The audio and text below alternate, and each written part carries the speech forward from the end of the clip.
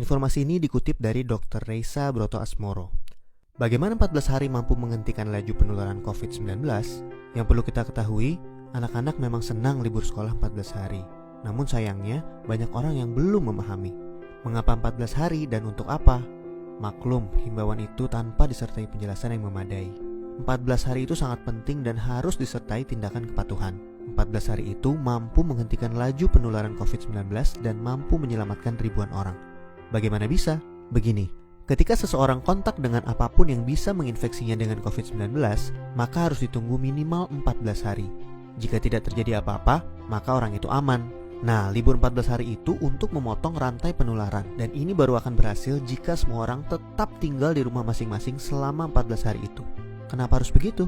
Contoh, seorang anak mulai libur tanggal 16 Maret selama 14 hari. Dia akan masuk sekolah lagi pada hari ke-15. Ternyata anak ini dan keluarganya menggunakan waktu libur itu untuk jalan-jalan, mengunjungi kumpulan orang, ke tempat saudara, ke mall, dan lain-lain.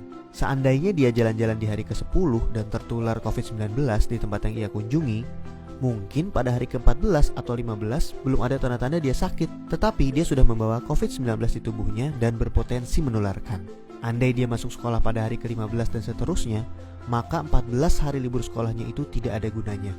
Penularan terjadi juga di sekolah, efek domino akan berlangsung dan rantai penularan tidak terputus. Untuk itu semua orang harus bekerja sama.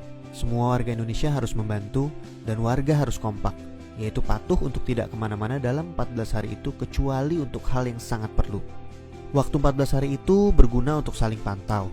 Jika ada orang yang menunjukkan gejala-gejala menderita serangan COVID-19, bisa segera ditangani dan hopefully penularannya hanya stop di dia, karena dia tidak kontak dengan orang lain dalam 14 hari itu. Jadi, mari kita mengisolasi diri untuk diri sendiri dan orang lain. Mungkin pula dalam skala besar untuk umat manusia. Mohon bantuannya untuk share dan jelaskan hal ini kepada orang lain, supaya semua patuh dan pemerintah terbantu untuk stop penularan COVID-19. Jika tidak, maka 14 hari libur itu percuma. 14 tahun pun tak bisa stop penularan.